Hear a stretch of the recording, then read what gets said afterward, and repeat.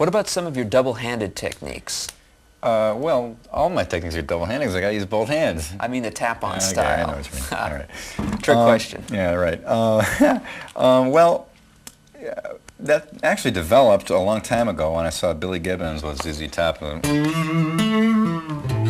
when he did that, I thought, oh, great, you can... For, I don't know, one of their ZZ Top songs we used to do in the old bar band. So that's where it kind of came from. And then I realized that after that, you can hit that note, and you can even get more off it like that. And initially it was meant to just kind of enhance what the whole band was doing. It eventually turned into kind of a solo thing. You use two fingers, don't you? Yeah, definitely.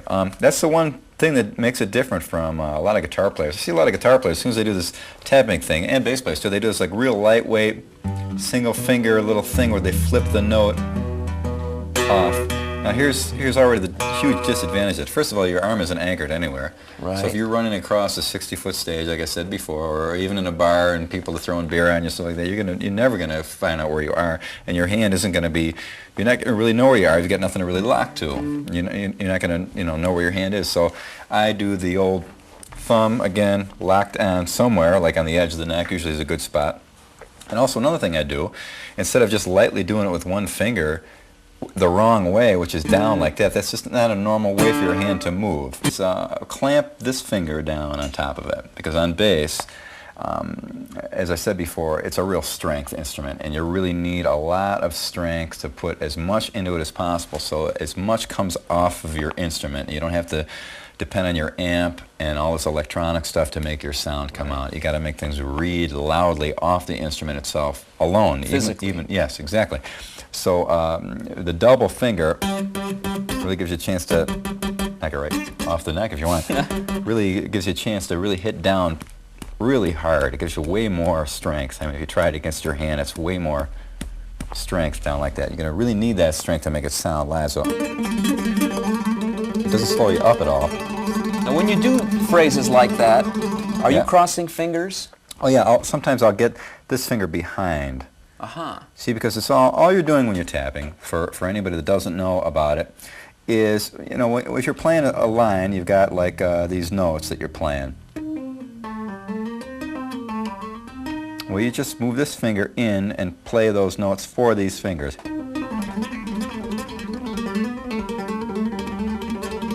So you're like, you can actually do a double on one finger, a trill like that. I used to drive keyboard players crazy because they couldn't figure out how I was doing that in the early days. So you're hitting down, pulling off, hit down, pull off, down, off, down, off. That's an interesting technique. Then you can move it too. And then move out of the... See how the thumb is always right there? Right, an anchor point. That way I'll always know that I'm going to hit right on that G and I get that real strength thing.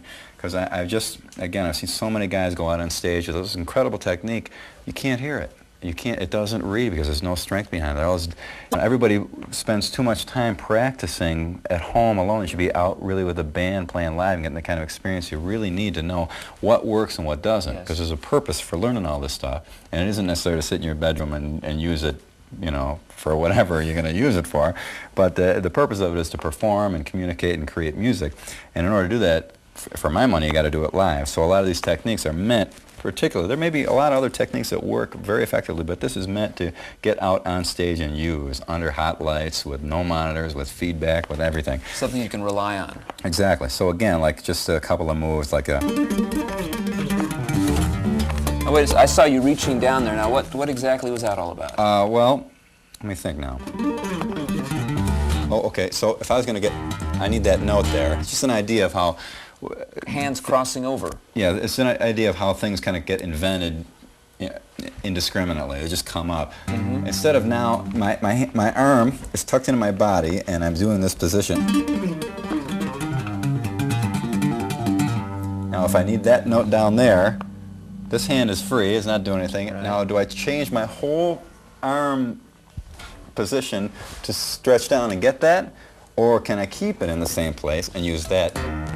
Yeah. Way easier move. More efficient, isn't it? And it looks better too. So you go over here. I mean, people are like, whoa, what the hell was that? So,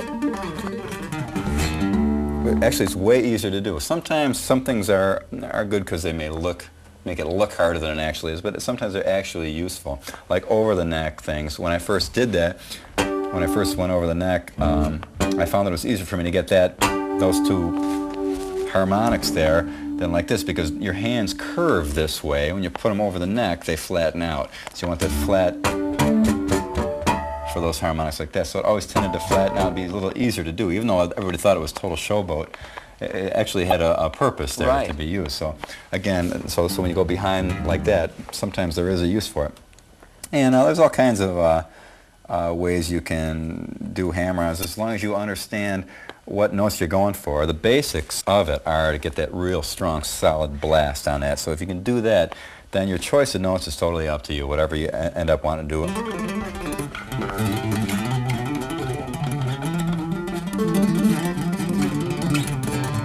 It's kind of a double. What's happening So there we're dealing adjacent strings? Yeah, we're dealing with a couple techniques in a row there. So what's happening when I pull off this string with this finger, because there's so much strength behind it, with that other finger on there, it hits the string underneath it and actually plays that note. So you actually almost like a rake? Yeah, it is actually a rake, and it ends up as kind of a half rake, half hammer-on. So you're going to have to coin a word here. What do I want a raker-on or a ham-ache or whatever, or a ham-hock maybe. You could. So you get this like flurry of notes. Sounds like almost like flamenco guitar.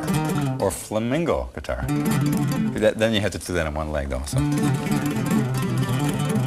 So you get like, that's just kind of an inadvertent technique that comes from applying a lot of strength to your hands. And once you just, my whole purpose in a lot of my exercises and moves is just to create a machine out of my hands, so they do, you know, what they have to do on their own, and I can just kind of direct them from another spot in my mind, you know, so I don't have